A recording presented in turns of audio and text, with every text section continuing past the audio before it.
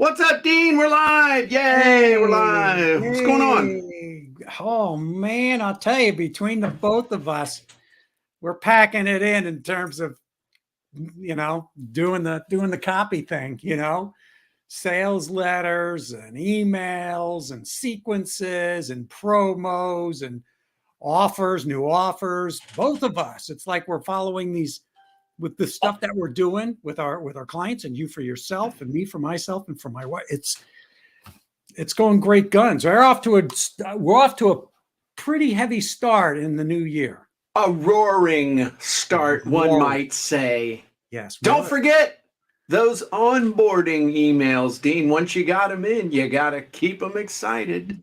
That's right. So, what's up, Robbie? Glad you're here. If you're here and joining us, please make a comment so we know you're here and we're not just talking to each other, because as men do. What's up, Diego? Jim's head nod started making my head nod, and what we can do with that kind of future facing Diego is I want you to reach into your pocket and grab your wallet. I'm going to walk you through this. I want you to go ahead and grab your credit card, head on over to the JimEdwardsMethod.com. And anyway. Wasn't that not that kind of nodding back and forth? You looked like you were like davening, what's called davening in synagogue, praying in synagogue, because that's what the old Jewish men do. How would this beard go over in the synagogue? Well, you'd be welcome. I mean, you look like a rabbi. Okay. All right. Yeah. Cool. That'd be good. Like Hey, man. Isn't that's the way the prophets looked back in 2800 BC? I really don't know, because there are no photos. There are no photos, but apparently, apparently, like from back then, Jesus was actually a white dude from the Middle East, which never made sense to me. But I don't want to, let's blue eyes and blonde hair. Exactly. Yeah, I mean, anyway. Let's not digress. Let's progress. All right. And Diego says, how did my credit card go from my wallet to my hand? Well, because value attracts value. And so when we offer value, it gets your credit card out. And it's called hypnotic persuasion. That's what Dean just named it. And so we're in good shape. Hey, had a really, really cool question today from somebody on the Funnel Scripts training. What's up, C. Ray? And somebody, Facebook user, I wish I could see your name, looking at my Copywriting Secrets book right now. God bless you for getting a copy of that book, along with over 82,000 other folks around the world. It's been called a modern day classic. So here's the question that I got. And I answered it. I thought I did a good job answering it, but it wasn't like it was a Zoom call, so they couldn't rebut anything I was saying. And the chat was about 40 seconds behind. So I was able to pretty much just congratulate myself and move on. But if you were writing copy for a service that does, what's up, Joshua? All right, cool. If you were doing copy or sales copy for a firm that does cybersecurity for small businesses, what would be some important considerations for doing that?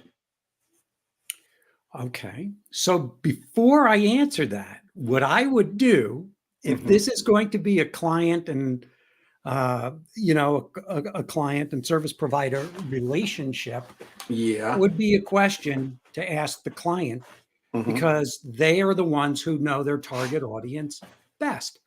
So you'd have to that's what I would do. The second thing I would do is, if I couldn't get that information anymore, I would be Googling cybersecurity. And I would say, what questions should I know about selling cybersecurity questions? And Google will tell me the answers. I can guess and assume all day long. If I want to do this right, I want to find sites and Google sites that are already doing cybersecurity, that already have blogs. Go to YouTube, find out what kind of videos there are on problems with cybersecurity, issues and challenges with cybersecurity. Why would a business hire a cybersecurity service? Right. That's what I would do. And you'll, once you start seeing patterns in the answers to their questions, then you know, okay, the market, somebody already paid to do this research for me. Why do I need to really bust my hump to find out? But start with asking your client. So that isn't anywhere close to the answer I gave. But you wouldn't expect that it would be, because then we wouldn't have an interesting show. Yeah.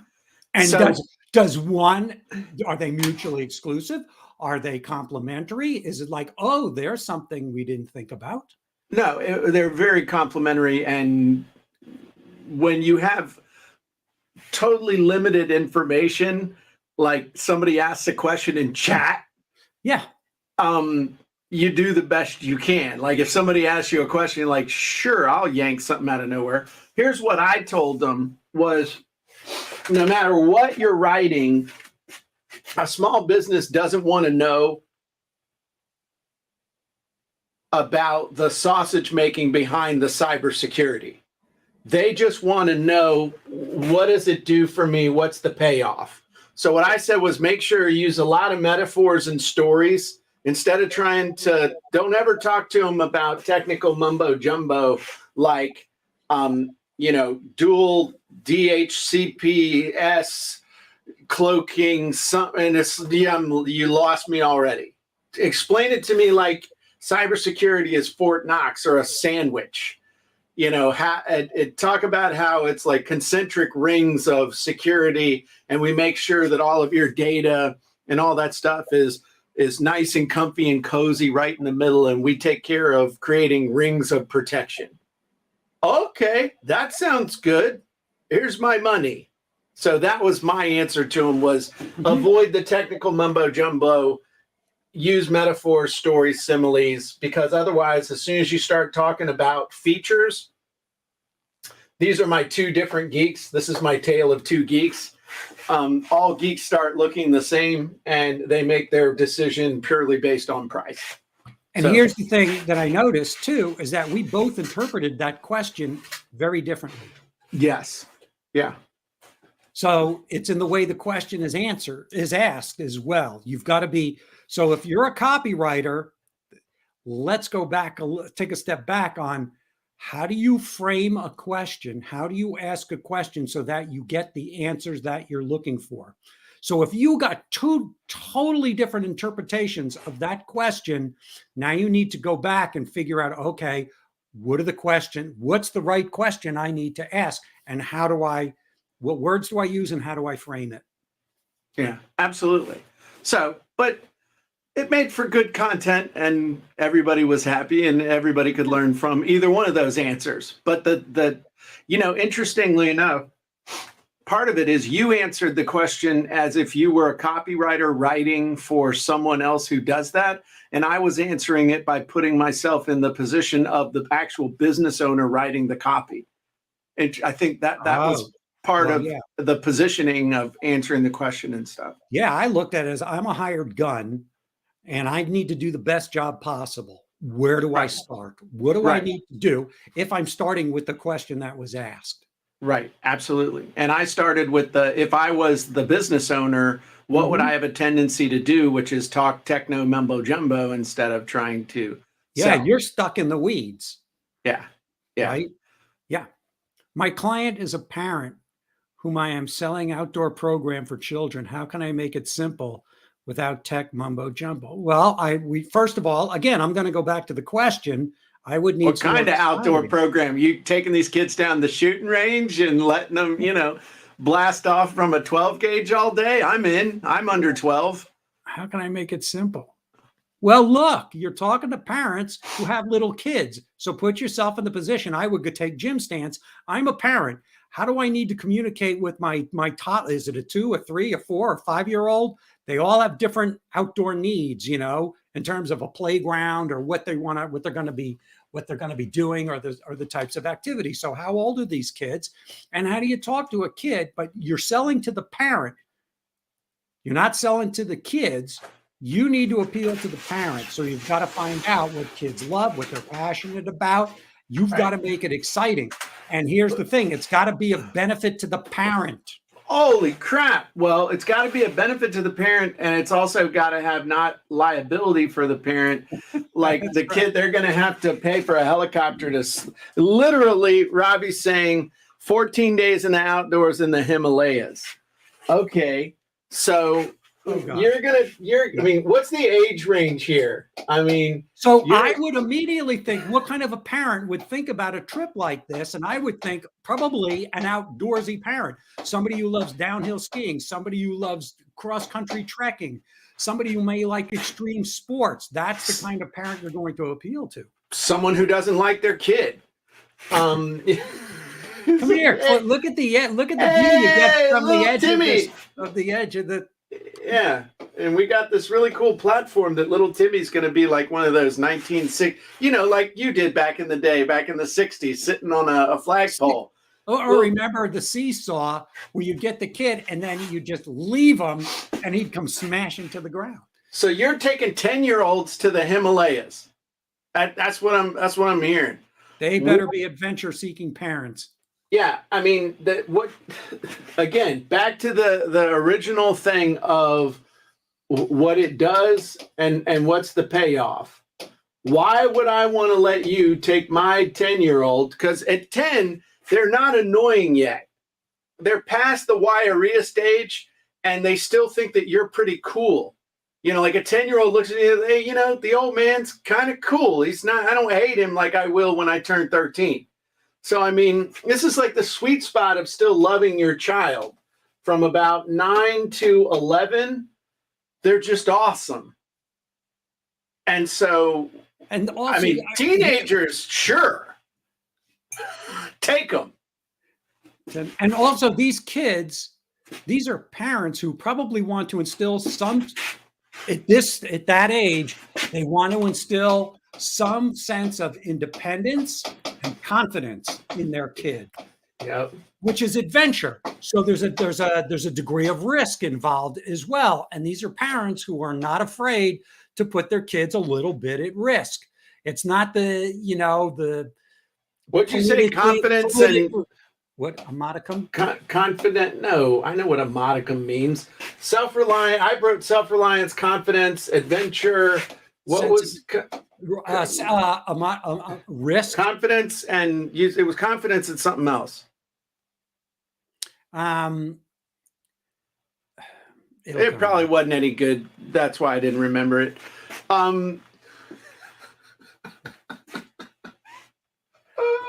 Sorry. So that's kind of like what the kid's going to get, but what's the payoff for the parent? I mean, the kid is either going to be memories forever with your child. That's for me as a parent, that would be the biggest. But are the parents even going? Do the parent mental toughness? Good God, man, you're selling in the wrong century. Who? Robbie. How many people want to instill mental toughness in their kids? Yeah. Football. I mean, I do. But I mean, okay, but self-reliance. Oh, we had that, right? But are the parents coming along with this, or is it like you leading a pack of kids like to a camp recreate like a camp counselor? Yeah, like Lord of the Flies. That kind of camp thing. So the parents are not coming along. So you're taking 10 to 15-year-olds into the Himalayas for 2 weeks. You better give the parents, with what you're doing, a sense of assurance that these kids are going to be safe. So you need proof. You need a lot of social proof from other parents, or if you've run these trips before, you better have happy parents when these kids come home. So I'll give you an example. When my daughter was 12 years old, we let her go on a science trip to to Peru on it with a married couple who were science teachers. And so this was really big for my wife and I. We wanted to know, boy, did we ask questions. And we needed to personally see and meet with these two, the man and the woman, who were taking a group of like 8 kids to Peru. They went up to Machu Picchu. They went down all the way from 12,000 feet up to the coast, and they went through the Amazon, and Wow. they trekked through the jungle. So we needed to know, okay. Dang. Yeah. 12 years old. So That's we pretty just cool. needed to know, as a parent, it was very cool. As a parent, are they going to be safe? What's going to happen? If you're going to be in the middle of the Amazon, are you going to have a satellite phone with you where there's no reception in case something happens? How are you prepared for emergencies? Yeah. Because there was no way to communicate with them. So you're in the Himalayas today. So Either that or go after rich parents that don't like their kids, and then emphasize the risk and where you're going to find them? Outward bound stuff. Go to Hollywood, and you start marketing to producers, directors, and actors and actresses. Seriously, because my ex aunt was in that field as a speech pathologist. She did. Never mind. It's going down the beaten path, but it's the same. Yeah. Yeah. Nobody cares. Just messing with you, man. So that, he needs a way to easily state the payoff and stuff. It's what you got to do is just start making a big old long list of all the payoffs. And at least for me, what I do is end up with this big long list. And then just keep massaging it until finally something pops out that you go, oh my God, that's it. Like, a confidence boosting, mind expanding world, help your child to see the world and become and expand their horizons. I mean, just all that stuff. Expand their horizons, see the world, and become an outstanding person type thing. Because that kind of an experience that changes you forever. As opposed to just hanging out and dumpster diving with your friends behind the giant food. Right. I mean, it ain't Disney World. Right. Yeah. And it ain't Xbox. It's not video games. It's, this is a way to get adventure for kids. Get your kid out from behind the screen, have a real adventure, and expand their mind and perspective for the rest of their lives. And here's the bonus. You get your own Sherpa.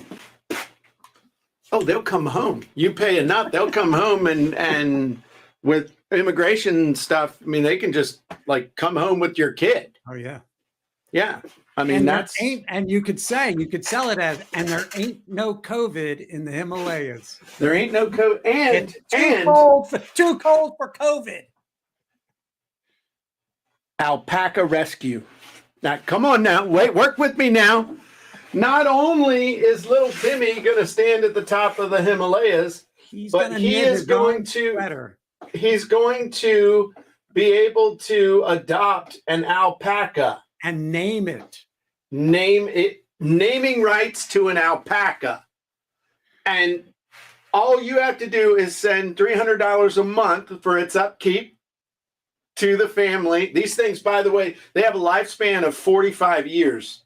So just understand you're going to be sending $300 a month for 45 years to this family in Peru that owns this alpaca. But do you know how many? You'll get a great sweater out of the deal. This single alpaca is owned by 50 different families. That family is making $15,000 a month. You know what that's called? That's a fractional alpaca. A fractal paca. Fractal paca. Fractal paca. That's like NetJets, only with 4 legs. So there you go. So I hope that helped, Robbie, give you some stuff to think about. Think in terms of benefits for the parents and the experience and the benefits for the kids and how this will last for years and years. Kids got to rabidly want to do it because this ain't the kind of thing that the parents are just, oh, hey, Timmy, you're going to the Himalayas for a couple of weeks. What? No, I'm not. Yes, you are. No, I'm not. No, I'm not. I could pull up pictures of the Himalayas right here on my phone. Exactly. Well, Timmy, we did get the court to agree to remove that thing from your ankle in order for you able to go. All right, I'll go. Do they have liquor? Timmy, you're 12. Do they have liquor? Smoking cigs at 11,000 feet. You roll your own. He lit the alpaca on fire by accident. Oh my God. Oh gosh. Timmy's the only person ever thrown out of Peru. 12 years old for being drunk and smoking in Machu Picchu. Oh my gosh. That's terrible. All right. Wow, that was a productive use of 24 minutes in many respects. Right. And what's interesting, Ravi, about this niche is that, or what you're doing, is that it's for the kids, but you got to sell for the parents. It's a real balancing act. So because it's almost like you have two avatars, right? Yep. You got to keep in mind the adventure for the kids, or what the kids' desires are, what gets them excited, so that they keep tugging at the parents. Daddy, where I want to go. I want to go. I want to go. I want to go. Mom, I want to go. I want to go. Let me go. Let me go. Let me go. The parents, the results and the promises that you deliver to the parents in your copy are different than what they are for the kids. And one of the things you also want to do whenever you have a compound avatar like that, where you have two different people that are involved in this decision, is you want to be able to give them ammunition to use to sell the other person. So it's, you're teaching the kid how to sell mom and dad, make sure you tell your mom and dad what, this is going to be amazing. And then parents, know that your child is going to be, they're going to make friends. They're a goober now and they don't have any friends, but they're going to be able to go to a foreign country where no one knows them. And if they can just act like a decent human being, people might be nice to them and talk to them finally in their life, if they can manage to stay quiet long enough not to piss everyone off. So, this is this is your chance to have friends, Timmy. This is it. You also, in a way, they're going to be thinking about that long plane ride to Asia. So it's not Asia. How are you going to be? The Himalayas. They're not in Asia. Oh my gosh. Is that where you even sent your own kid? The Himalayas are in South America. No, it's not. You're wrong. It's Southeast Asia. Oh, I'm thinking of the Andes. And you're all over me. Andes mints, sorry, my bad. I'm sending my kid the wrong freaking continent. Yeah. Okay, whatever. Same thing. India, Nepal. Okay, I was wrong. Gosh, Dean, why you gotta ride me all the time? Nobody's perfect as you. You go, what the heck? Where are you? Which continent are you on? Now, let me ask you a question. And now you got to sell them different, right, Jim? Because it's not the Andes. Abominable snowman hunting trip. Drop the mic. I'm in. If you can guarantee me that I get to shoot the abominable snowman, I'm in.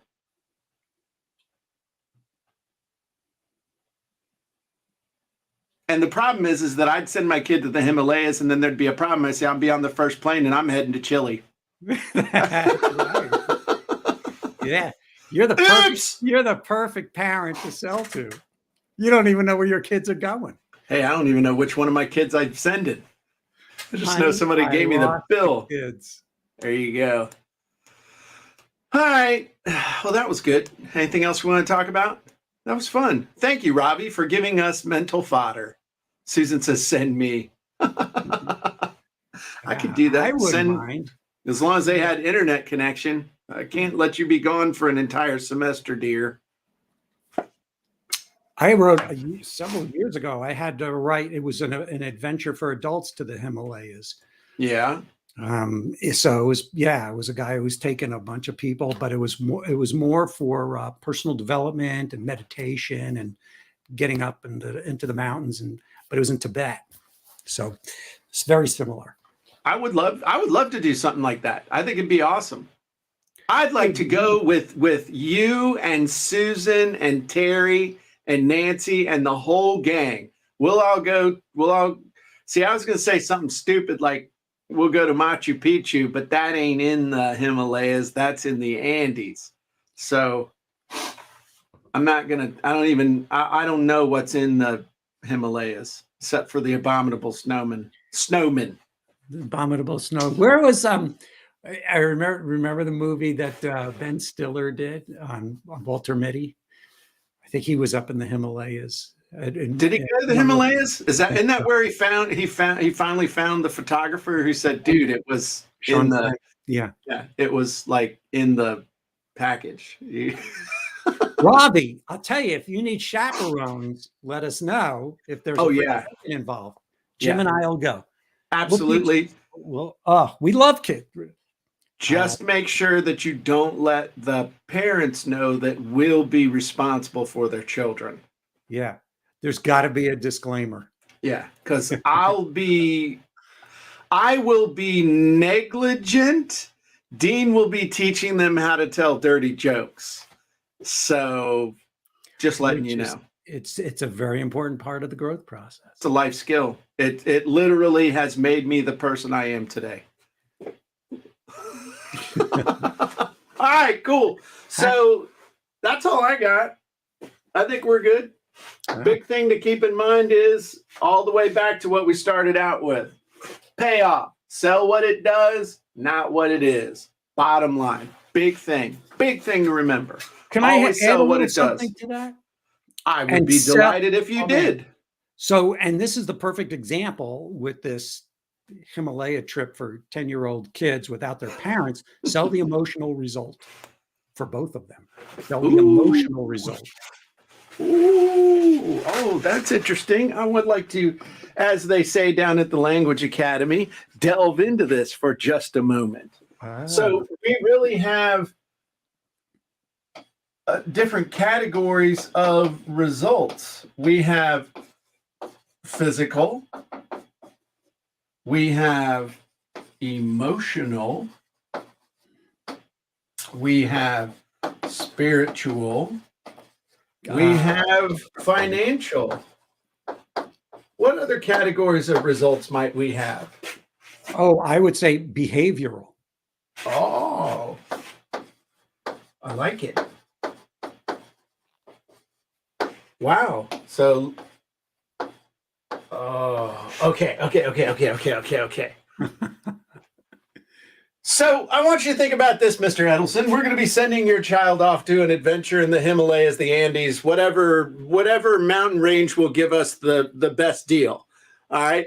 As we do, understand that one of the payoffs you're going to get is that your child is going to come back in much better shape, tip-top shape, as a matter of fact, because we'll be scaling sheer cliffs. Emotionally, they will have been through the entire emotional spectrum on the entire trip, and they will be so grateful to be home and safe, finally, after many harrowing experiences.